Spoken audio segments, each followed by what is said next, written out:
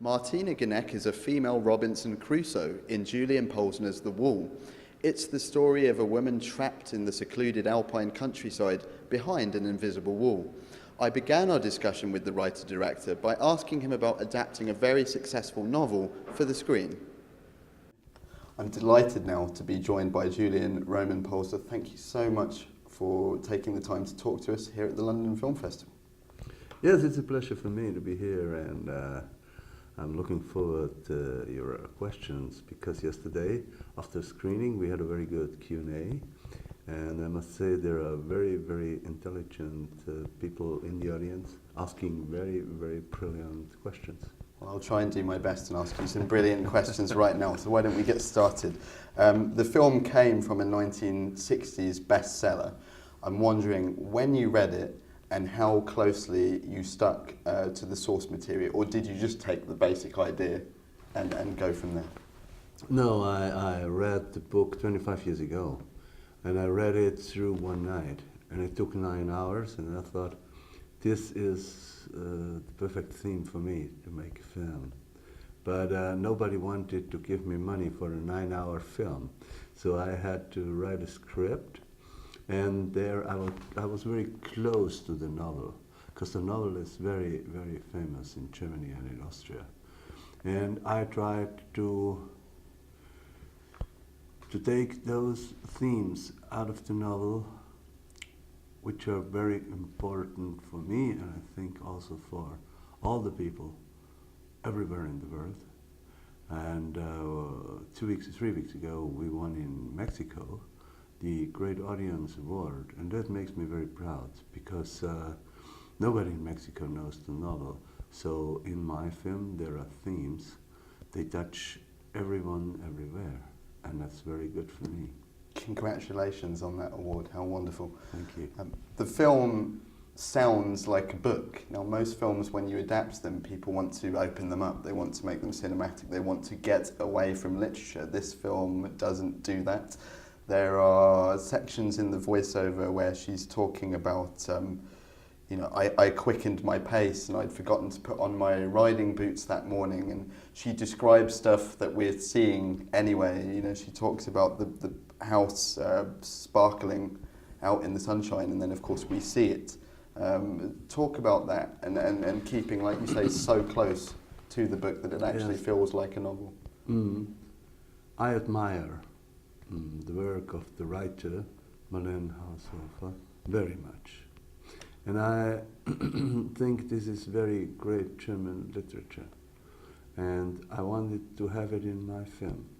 And there are many critics who say it's too close to the novel, but I don't think so.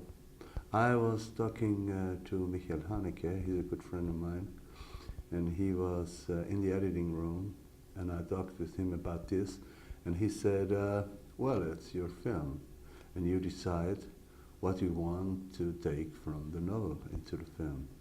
And I think it's typical for my style of making films. I like it to hear and to see the same thing. And there is not only one voice-over level for me, there are 3 levels in it. The first level is the voiceover of Martina Ganek. The second level is Bach music. It's not music for me. It's not a score. It's not film music. It is a second level of words, of messages. And I want the people in the audience to listen in another way to this music. And the third level is silence. There are many parts where you can't hear nothing, only the wind in the trees. And that was important for me. So really it is full with voice-over, but the voice-over changes into different levels, and that was important. Well, you talked about silence, and the film itself feels very much like a silent movie. So talk about casting an actress who is up to that challenge and not intimidated by shouldering a film with with, I think, only a few lines of dialogue outside of the voiceover. It's very much a one-woman show. Yes, the whole film is a one-woman show. It is. It was a great pleasure for me to work with Martina Kedek. You know, she was in The Life of the Others, which won the Oscar, and she also was in the Bader-Meinhof Complex, which was nominated for the Oscar. So 3 times lucky. 3 times lucky, yes. That's okay. And it was a great honor for me that she acted in it.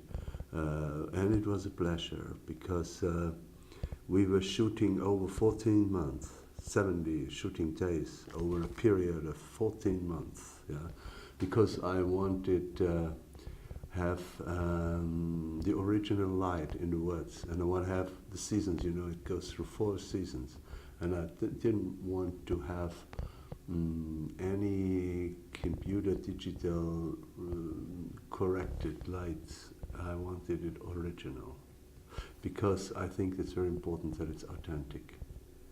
And for Martina it was really hard work. Her only companions were animals. Her male partner, main character was a dog, yeah. And it took time for her to act with this dog, but I think she did it very good. And the same was with the cat. She took time. She was living together with the cat in the hut where we were shooting. And she had the cow, and you know cows, they are very hard-headed, yeah. But we tried to not to give our rhythm to the animals. We tried to listen to the rhythm of the animals and to change our rhythm to the rhythm of what animals want. And so it worked. But it was very difficult sometimes for Martina Kedek, and she did it very good.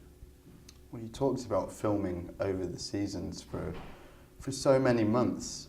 When any film shoots for a long period of time, the morale on the crew can quickly go down. You know, it helps if you do it quickly. So how did you maintain that people's enthusiasm in shooting for such a long period? This is very unusual. Yes, it is unusual. I needed 8 cameramen. Christian Berger, the cameraman of Michael Haneke, started, but it's not possible to have a contract with those cameramen over 14 months.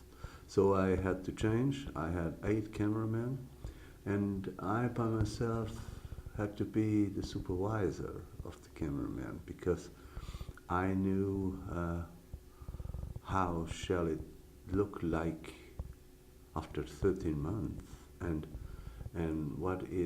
how is the light concept, how can it be? But the moral of the other crew members was very good because they all loved our animals. We always had a lot of animals on the set, and I talked to them about this problem before we started shooting. And now I'm sad because here in London I'm alone, but everywhere in Germany and Austria, when I'm in front of a cinema where there's a screening of the wall, suddenly somebody coming out of the audience say, "Hi Julian," hi Julian, say, "Oh hey, this is our Tolly, our best boy, hey, how are you?" And it was such a great time, and I love the movie. It's just a beautiful film, and that makes me polite a little.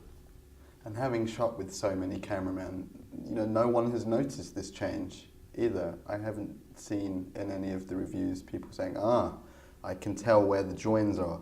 You know, it all looks and feels the same. It's a huge accomplishment. So well done on that. Yes, thank you very much. But it helped me that I changed the cameraman when I was changing a season. When there was changing a season, I changed the cameraman. So it helped me. But the style, in terms of the shooting style, remains remarkably consistent. Yes, this was the cameraman supervisor's work. And the cameraman supervisor was the same person like the director. Can you, in a few words, describe the shooting style, how you explained it to the cameraman? Yes, I knew there are three important things in this film. The first one is the woman, the second one is the dog, and the third one is the landscape. And so I decided to use wide angles and to use very neat close-ups of Martina, so that you can see the landscape also in her face. And her face is in the landscape. And this mixture was very important for me before I started shooting. And I talked to each cameraman about this. And I think they understood what I wanted to see when I saw